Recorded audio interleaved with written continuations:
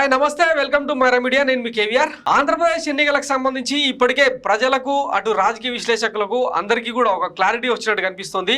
సర్వేలన్నీ కూడా వైఎస్ జగన్మోహన్ రెడ్డిదే అధికారం అని వరుసగా చెప్తూ వస్తున్న నేపథ్యంలో పలువురు అదే అభిప్రాయాన్ని వ్యక్తం చేస్తూ వస్తున్నారు. ఇకపోతే తెలంగాణ మాజీ ముఖ్యమంత్రి కల్వకుంట్ల చంద్రశేఖరరావు సైతం అదే అభిప్రాయాన్ని వ్యక్తం చేశారు. నిన్న TV9తో జరిగిన ఇంటర్వ్యూలో ఇంచుమించు 4 గంటల పాటు ఆయన ఒక సుదీర్ఘ ఇంటర్వ్యూ ఇచ్చారు. 12 ఏళ్ల తర్వాత అంటే ఉద్యమ కాలం తర్వాత అధికారం కోల్పోయినాక ఆయన TV9కి మరొకసారి ఇంటర్వ్యూ ఇచ్చారు. దాని మీద పెద్ద ఎత్తున బజ్ క్రియేట్ అయింది.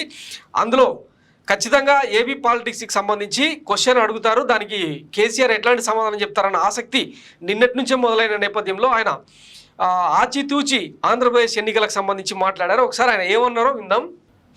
వాస్తవంగా అక్కడ ఏం జరిగినా మాకు అంత పట్టింపు లేదండి. ఎవరు అదృష్టం బాగుంటే వాళ్ళు గెలుస్తారు.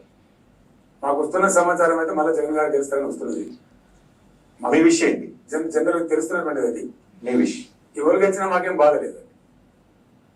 విషయం జనరల్ జగన్ మీ సమాచారం ఉంది జగన్ గెలుస్తాడని, కానీ జగన్ గెలిస్తే బెటర్ అంటారా తెలంగాణ పాయింట్ ఆఫ్ వ్యూలో, ఆంధ్ర పాయింట్ ఆఫ్ వ్యూలో? ఈ సందర్భంలో ఒక రాజకీయ నాయకుడు నేను చెప్పడము ఎవరో ఒకరికి వత్తాసు పలకడం కరెక్ట్ కాదు. వాళ్ళ రాష్ట్రం వాళ్ళ రాజకీయాలు వాళ్ళు చేసుకుంటున్నారు. కానీ నాకు అనే సమాచారం మేరకైతే జగన్ గెలుస్తారని చెప్తున్నారు. సో ఇదే ఇంటర్వ్యూలో ఆయన ఆంధ్ర ఎన్నికల్లో మా ప్రమేయం ప్రాధాన్యం ఏమీ ఉండదని కూడా స్పష్టం చేశారు. గతంలో టీఆర్ఎస్ను బీఆర్ఎస్గా మారుస్తున్న క్రమంలో దేశవ్యాప్తంగా తాము ఎన్నికల్లో పోటీ చేస్తామని చెప్పి ఆయన స్పష్టం చేసిన తరుణంలో ఆంధ్రప్రదేశ్కు అధ్యక్షుడిగా తోట చంద్రశేఖర్ని కూడా నియమించారు.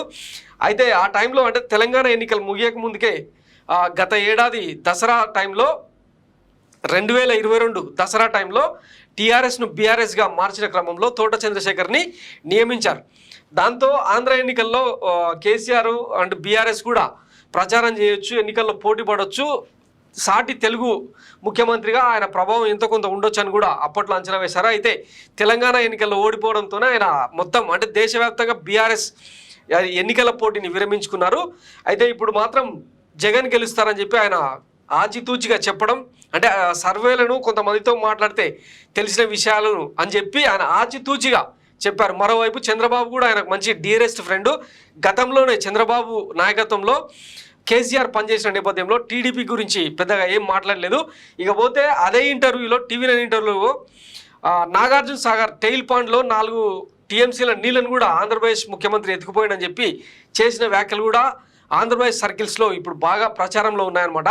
మొత్తం మీద చెప్పకుండానే అంటే మద్దతు ఇవ్వను అని చెప్పకుండానే వైఎస్ జగన్కు సపోర్ట్ చేస్తున్నట్టుగా ఆయన వ్యాఖ్యలు సాగినట్టు అర్థం చేసుకోవాలి.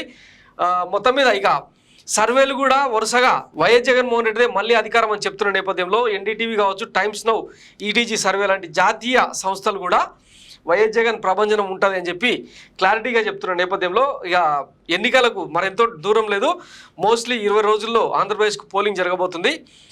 జూన్ 4న రాబోయే ఫలితాల్లో ఎట్లాంటి తీర్పు వెలువడుతుందో వేచి చూద్దాం. Thanks for watching Myra Media. నేను మీ కేవీఆర్. Thank you.